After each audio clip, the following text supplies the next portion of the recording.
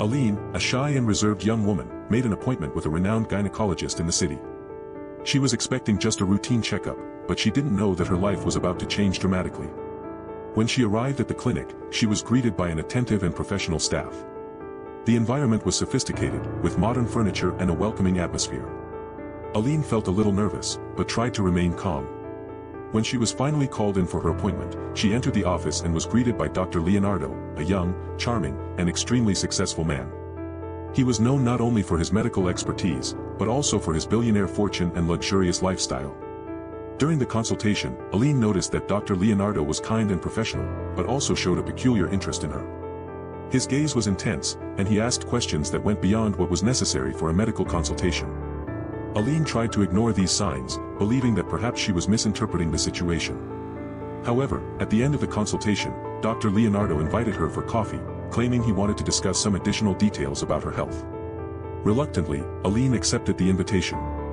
They went to a nearby cafe, where the conversation quickly turned to personal matters. Dr. Leonardo shared stories about his life, his business, and his search for someone special. Aline felt flattered, but also confused. She didn't expect a simple doctor's appointment to lead to a date with a charismatic billionaire. Despite her reservations, she couldn't deny the attraction she felt for him. In the days that followed, Dr. Leonardo began sending messages to Aline, expressing his interest and desire to get to know her better. He showered her with flowers, invitations to dinner at exclusive restaurants, and even trips to exotic destinations. Aline found herself caught up in a world of luxury and glamour, something completely different from her simple, quiet life. She struggled with her feelings, trying to understand if what she felt was real or just an illusion created by Dr. Leonardo's charm. Meanwhile, Dr. Leonardo became increasingly obsessed with Aline. He hired investigators to find out everything about her, from her family history to her personal preferences. He wanted to make sure she was the right woman for him. Aline began to notice possessive and controlling behavior on Dr. Leonardo's part. He wanted to know where she was at all times, who she was talking to, and what she was doing.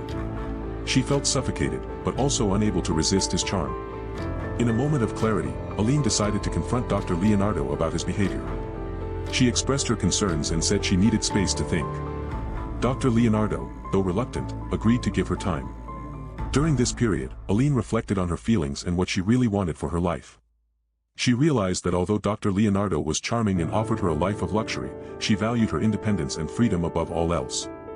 With that decision, Aline ended her relationship with Dr. Leonardo and resumed her simple but meaningful life. She learned that sometimes what seems like a fairy tale can hide a complex and challenging reality. And so, Aline moved on, stronger and more confident, ready to face the world with courage and determination. Aline tried to disappear. She deleted her social media accounts, changed her route to college, and even blocked text messages. She just wanted peace. But what she forgot was that obsessed rich men don't take no for an answer. They buy the word yes. And Dr. Leonardo, with that millionaire smile disguised as Prince Charming, didn't take no for an answer. In fact, he swallowed his anger. In his mind, Aline wasn't just a patient, she was his property. While she went back to school, trying to live a simple life, things started to get weird. A friend she hadn't spoken to in a while stopped talking to her. The internship she was supposed to start was cancelled, for no reason. Her internet was cut off. Then she realized, he was pulling the strings of her life, and cutting them one by one. All discreetly. No screenshots. No proof. Just the feeling that someone much bigger was moving everything like a chessboard. It was him. It was Leonardo. In the middle of it all, an anonymous message on WhatsApp. You traded me for a mediocre life, Aline. But I'm patient. And persistent. She froze. And didn't reply. But inside, she began to crumble. She slept in fear. She came home looking over her shoulder. She was becoming paranoid. Then he showed up in person, after months. He pulled up in a white Porsche in front of her house, got out with flowers in his hand, wearing expensive casual clothes, sunglasses, and that, I can get whatever I want, smile. You're going to listen to me. 5 minutes. If you don't want to, I'll leave and leave you alone forever. She, not knowing if it was fear or longing, let him in. The conversation started calmly. He said he missed her, that he thought about her every day. But in seconds, the tone changed. Sweetness turned to accusation. You drove me crazy. I never chased after anyone. Do you have any idea what you're turning down? What I can give you? Aline tried to remain firm, but her voice trembled. I don't want luxury, I want freedom. He laughed. He laughed loudly. Freedom. Freedom is the pretty name you give to mediocrity. You were born for more, Aline.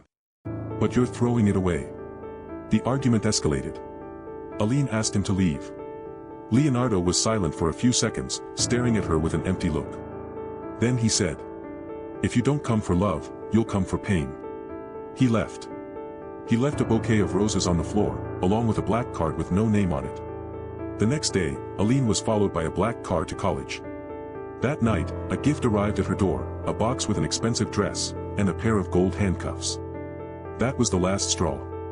She ran to the police. She tried to get a restraining order. But, guess what? The complaint disappeared. System error, they said.